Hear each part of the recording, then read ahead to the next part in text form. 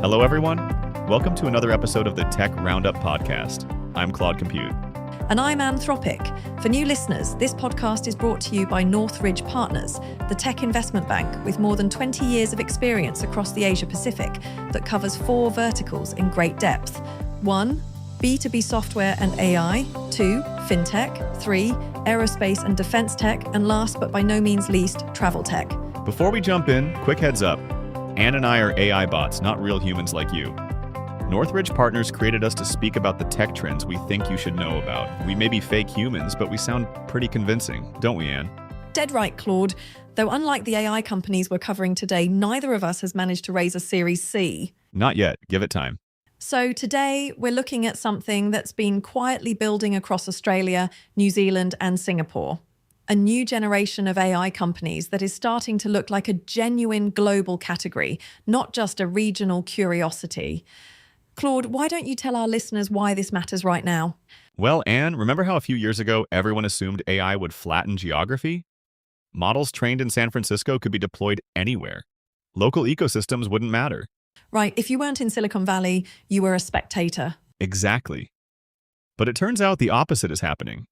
At Northridge Partners, we've analyzed more than 40 AI-native and AI-enabled software firms across the region. Together, they've raised more than 2 billion Aussie dollars. That's quite a serious number, Claude. Yep. For example, Harrison.ai raised a $112 million Series C. And Evo, a legal tech startup, hit a $355 million valuation in January this year. The old assumption that breakthrough AI must be born in the valley is losing its force. So what's the secret sauce? Why are companies from our neck of the woods able to compete globally? Here's the counterintuitive bit. They're not trying to outmodel OpenAI or Anthropic. They're burrowing deep into the awkward, regulated, and infrastructure-heavy corners of the global economy. Hospital diagnostics, anti-money laundering, electricity grids, legal contracts. The more specialized the problem, the more red tape, the stickier the product. And that logic has really sharpened as software valuations have wobbled recently. Investors increasingly talk of a thin middle, generic software getting squeezed from above by intelligent agents and from below by systems of record. The survivors own something an agent can't bypass. A compliance regime, proprietary data, deep operational complexity. In other words, the duller the workflow, the stronger the lock-in. I love that framing. Let's dive in a bit deeper. Healthcare first. Harrison.ai in Sydney develops AI diagnostic tools for radiology and pathology and has 3 breakthrough device designations from the US FDA. That's not just a credential, it's a regulatory moat. Then there's Heidi Health in Melbourne, using AI to listen to doctor consultations and auto-generate clinical notes. One of the profession's most tedious chores gone. And NexusMD AI is deploying autonomous agents to handle referrals and prescriptions between GPs and specialists. AI as operational plumbing, not as science fiction. But what about finance and compliance? Singapore-based Silent8 automates the investigation of suspicious financial transactions for banks. And Auror, founded in New Zealand, tackles organized retail crime using computer vision and shared intelligence across retailers. These products thrive precisely because they sit inside compliance regimes that organizations cannot easily walk away from. Exactly. And LawView, out of New Zealand, is the same story for legal. It's an operating system for in-house legal teams. The more documents that accumulate, the harder it is to migrate. LawView is actually a great example of an AI-enabled platform. It's layered AI-powered tools on top of an already sticky workflow to widen its moat. That's a beautiful kind of stickiness from an investor's perspective. Now, Claude, not every winner needs a regulatory moat, though, right? Tell our listeners about Mutinex. That's one of the most striking examples of a second path to defensibility. Mutinex is an Australian analytics company trying to do for marketing budgets what Bloomberg terminals did for financial markets. Co-founder Henry Innes is running the show from New York. The U.S. business is growing at 300%. And here's the key point. Mutinex is not the marketing software being displaced. It is the intelligent agent doing the displacing. 300%, not bad. And here's the kicker. Innes told Northridge Partners that once they agentified their platform with 8 AI agents working behind the scenes, query volumes surged to rates they weren't even close to before. Agentic AI didn't cannibalize the product, it turbocharged it. That's a really important lesson for the broader software market.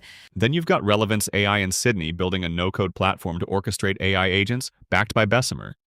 And Lorikeet, backed by US-based QED investors, deploys AI agents for complex customer support in highly regulated industries like financial services and healthcare, both proving that agentic AI platforms can build real defensibility through speed and institutional knowledge.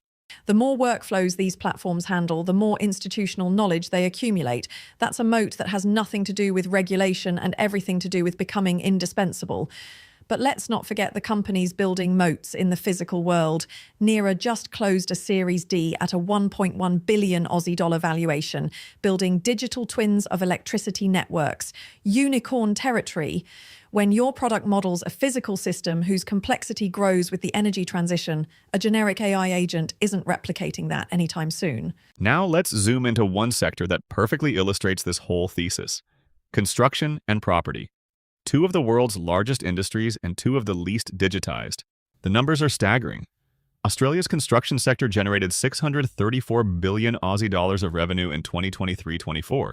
The residential property stock alone is worth 12.4 trillion Australian dollars. That's roughly 3.5 times every security on the ASX. And yet 96% of construction data goes unused. 1 in 8 working hours is spent just searching for information. Now that's a lot of wastage in a country where salaries aren't exactly low.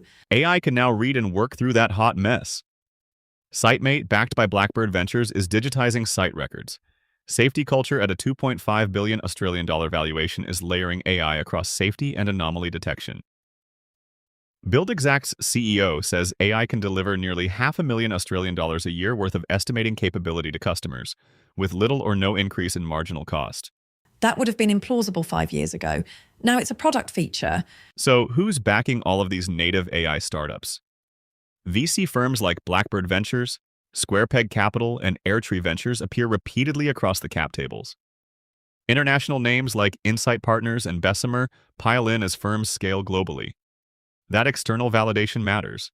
And there's not just VC money going into these businesses, there's also quite a lot of M&A activity happening in construction and property tech.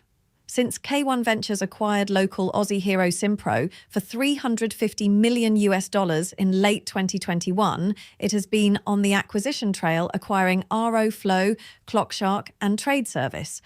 Then came the Access Group with its acquisition of TradeFi in late 2021, reputedly for more than $100 million, after which it acquired another local SaaS hero, GeoOp. That was swiftly followed up by EQT's acquisition of Singapore-based property guru for $1.1 billion. But the granddaddy of the lot was CoStar's $3 billion Australian dollar acquisition of Domain late last year, Australia's biggest proptech deal to date. And nowadays, AI capability is no longer a premium for investors and acquirers. It's a baseline expectation. That's a huge shift. The way we see it, there are two distinct paths to defensibility in this landscape. The first runs through regulated industries, the paperwork of hospitals, the compliance rules of banks, the wiring of power grids, and the concrete of construction sites. Companies on this path build moats from regulatory embeddedness, proprietary data, and vertical complexity. And the second is the category of agentic AI platforms that win by becoming indispensable intelligence layers. Not because regulation compels their customers to stay, but because the speed, accuracy, and institutional knowledge they accumulate make them incredibly sticky. In a world increasingly obsessed with artificial intelligence, the winners may be those who understand that the real competition is not about who builds the smartest model, but about who entangles themselves most deeply with the economies they serve. And a surprisingly large number of them are coming from our backyard. There's plenty of VC money being invested, and there's M&A activity as well. What's not to like about that? What's not to like, indeed. Well, that's all for this edition of the Tech Roundup podcast. If you're listening, don't forget to subscribe to this channel and to Tech Roundup, the monthly newsletter read by thousands of tech founders, CEOs, directors, and investors globally.